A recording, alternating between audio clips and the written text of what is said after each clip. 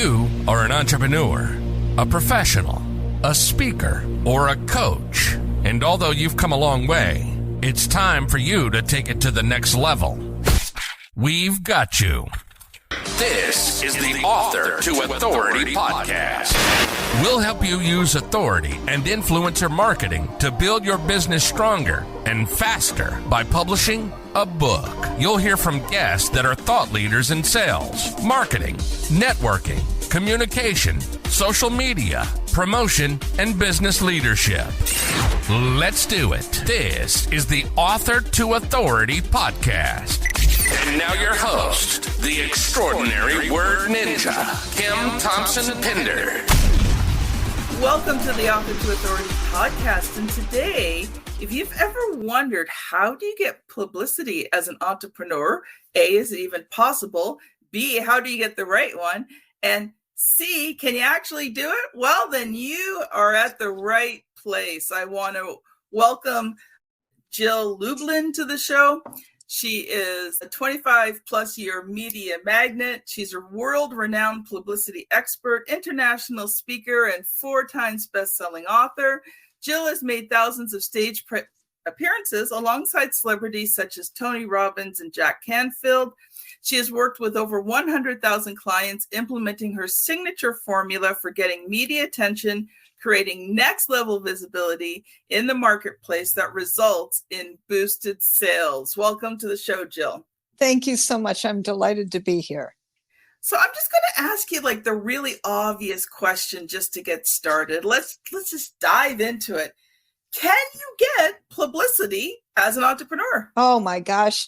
Let me just say, you are wanted in the news, my friends, because the reality is you have something to talk about.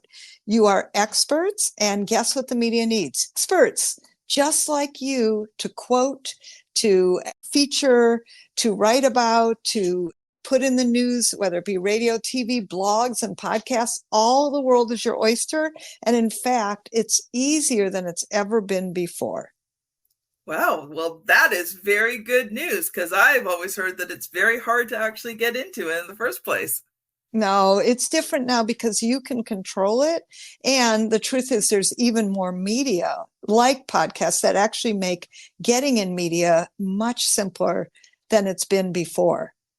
I love it. Love it. Jill, take a couple of minutes, just introduce yourself, share a little bit of your story with us. Like, how did you get into media in the first place? Well, you know, like many of us, I came to my entrepreneurship a little bit by, shall I say, accident. Meaning I started in the music business as director of promotion and publicity, and discovered in the music business, you know, frankly, the importance of perception. And I then went on to open up my own PR agency, and then frankly closed it because I wanted to offer entrepreneurs, that's where my heart is, offer entrepreneurs ways to get publicity, well, easier, more effectively, and frankly, less expensively. And after I wrote Guerrilla Publicity, I created a media mastery intensive, which has been an opportunity for people to actually get publicity done. I have the media there. It's really, I like get it done style, and really making sure that people have systems in place. Because listen, like everything in entrepreneurship and in business, systems make things a lot easier. So I have a 30, 60, and 90-day system, and we just get it done. And that makes things a lot simpler. I think that's amazing. You know, one thing I was wondering about, what's been the hardest part of all of this for you? Well, you know, like every entrepreneur, I have my ups and downs too. And a few things that might have been easier if I had better financial literacy, meaning I understood how to read a P&L sheet. You know, I really didn't. And like many of you, you know, wasn't really operating my business from that perspective. So that, as I've, you know, focused on that and gotten the help I need, because listen, entrepreneurs, you are not experts at everything. You be experts at you, and then let experts like me handle the public relations and other, you know, support for you. And I think that's a really important lesson for entrepreneurs too, is divide and conquer. Like, you stay in your lane, do the things you're best at, and let others handle the rest. Yeah, and it's hard as entrepreneurs because you're thinking, I don't have the money to pay myself, let alone pay for these other things. But what I've learned over the years is that as I've made those investments and I don't go into debt. So I work hard, I save up, I do the next thing, I work with the next specialist. It's become a real blessing in my life. And it has allowed me to fast track because I now don't have to learn it all.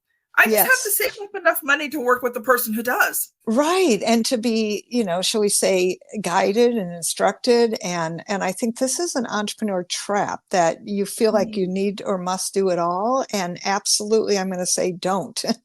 Work with experts who know what they're doing. And, I purposely, because I have the heart of an entrepreneur, because I am an entrepreneur, I understand the issues particularly. And so one thing I did was I made all my programs very affordable, especially honestly, once COVID hit. As an entrepreneur, I had to look and go, okay, now what do I do? And actually, the good news is, everything got even more affordable, more accessible, all on Zoom, so it's just really easy to serve people now in a really, powerful and productive way. So I think that as entrepreneurs, you do have to shift and sway and not get too stuck in, this is the way I'm going to do it. Listen, I spoke all over the world. I used to deliver these media mastery intensives in person, and actually doing it now on Zoom has automatically enabled me to reach more people and lower my costs, which is a win-win for everybody. Yeah, COVID was so horrible, and yet there's been some good things that came out of it, some shifts that needed to take place. Yes, before COVID, there was some online resistance. Like it was like, oh, online's the second class way to do things, and now it is the accepted norm. Yes. Exactly. Not only the accepted norm, but frankly, a much better way that many of you can get out there quickly and, simply reach a lot of people. And, in fact, what's wonderful is you get to control your media much more now, with all the podcasts, like your wonderful podcasts, with all the opportunities that exist. I just am excited about how much more we can really have impact with publicity, and it's free, so I'm really going to encourage all of you. This is a marketing strategy that's at your fingertips and is completely free. Wonderful. Jill, let's get into it. So, how do people get publicity as entrepreneurs? Like, what is the process? What things do they have to have in place? Obviously, you have to have some things to make yourself attractive to the media. Yeah, well, you have to have a few things in place. One is a great message. And listen, I don't want any of you to have an excuse not to start. So I'm going to give you a great formula for a message that's just really simple. It is, the problem today is, and then just state it. Like, what's going on out in the world that is a problem? I would say something like, the problem today is 4 out of 5 businesses will go out of business because you have no clue how to create publicity without spending a fortune. Okay, so you want to name a problem that's out there. You don't want to say what you do. That's an entrepreneur common default. Mm-hmm. So you talk about the problem out there and then give 3 wonderful solutions. Keep them simple, keep them in 5-year-old language. Do not say hire you, but give people, I like to call it, golden nuggets. Like, if they hired you, what would you tell a client if they were paying you, your consulting fees, your fees, right? What would you tell them? And then give them appetizers, not full meals, right? Like, this is about being in media. This is short, focused, simple. Most media interviews, check it out, are like 5 minutes long. When you're on, your mainstream media in your, let's say, local market, which is another great tip, is I want you to start locally. And you may say, but Jill, I serve people all over the world or all over wherever you are. Great. Yes. And what I love about local media is the truth is local affiliates want you and need you. They are excited that you have expertise that they can feature. And of course, featuring local people is a great asset to them also. and to you. So I want you to focus in on your ABC, NBC, CBS, and Fox News radio and TV outlets. And then your daily paper and your local business journal. And if you live in a smaller city, go to the next bigger city, right? And that is a delightful and actually simpler way to get media attention quickly. So those are some great tips. Have a message, and then frankly, go local. And then I also want you to have at least one article. This will be your third tip. One article, 500 words. And that way you always have it ready. It's simple, and you can post it on things like medium.com. And then guess what? You are published and quick, and you can always send people links to it. So I think that that's important, to have an article ready to go. Short one, my friends, not long. And that article can be the encapsulation of what we just spoke about, which is the message. You know, when you were talking, first of all, for all of our Canadian listeners like myself, so think of CTV, Global City TV. Those tend to have across the country, different ones across the wonderful country of Canada. And you know, the other thing I was thinking of was when you talk about local is if you do, for some reason, not do the greatest job at it the first time you're on media, it's not going to have as big an impact as if you're on mainstream media across at least your whole country. Yeah, exactly. And let me just tell you, I have a lot of Canadian clients, right? And you have business journals in every city, same. You know, CBC, you also have the Breakfast Club. There's morning shows on all of your local cities. So, you know, I'm just going to encourage you that no matter where you live in the world, this applies. Yeah, my client, Dave Sanderson, he was one of the people who was on the Miracle of the Hudson. This year was the 15th anniversary of the plane going down, and we launched his new book in January for the anniversary. And in March, they invited him up to Toronto, and he appeared on all the major Canadian ones to talk about, you know, what had happened and his newest book. Oh, how exciting. And that is an example of using, you know, a media anniversary in this case to promote what he was part of. And I think that that's really important, that you want to always look at the opportunity of creating that visibility factor ongoingly and consistently. Well, Jill, we're going to shift gears here because I know we're under some time constraints today. You are an author, so I want to make sure that I ask you the question I ask every author.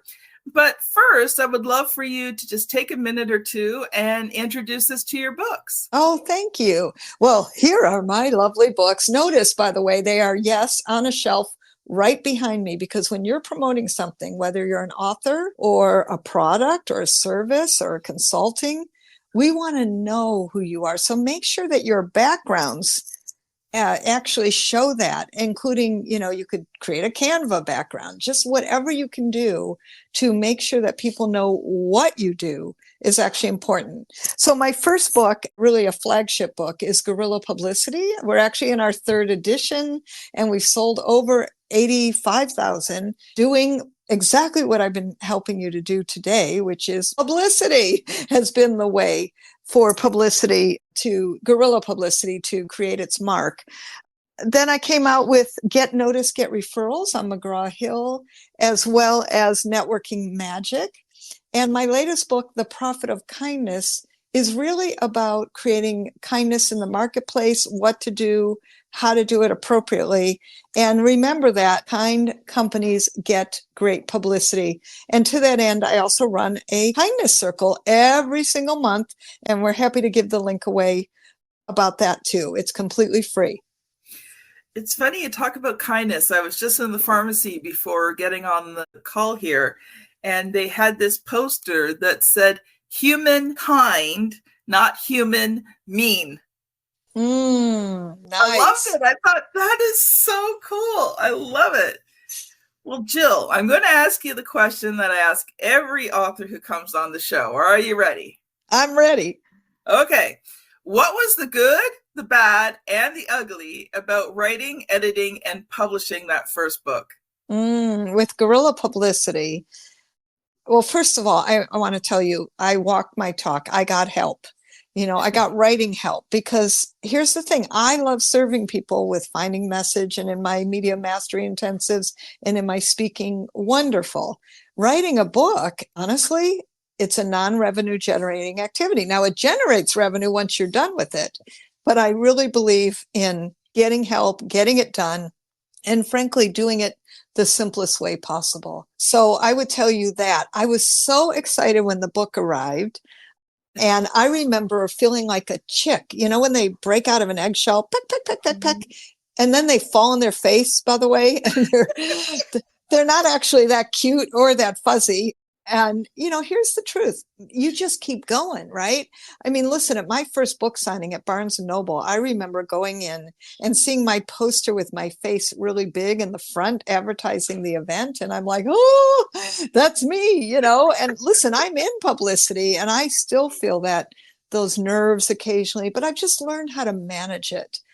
But that's exciting to be able to take your book out and not only do book signings, but have the book as a major offering to my clients. And what I noticed when my book came out is that my speaking fees went up, that I also, of course, had amazing PR opportunity because I have something to promote called guerrilla publicity, right? And that I was able to start really creating. It wasn't just about selling a book, and it never, honestly, should just be about the book. I say thank you for the lunch money, and I took myself a coffee off of that one. Yes, and I appreciate it. And for me, the blessing of it is that it does leave a lasting legacy, and that it's a leave behind that people can take with them. But make no mistakes, it leads to consulting, and people really in my program, which is the Media Mastery Intensive. And I'm going to tell you one book, Get Noticed, Get Referrals. Somebody read it because one of my systems about sending out announcements to your university, for instance, he picked it up once he read about it in the university newsletter. He looked at my bio.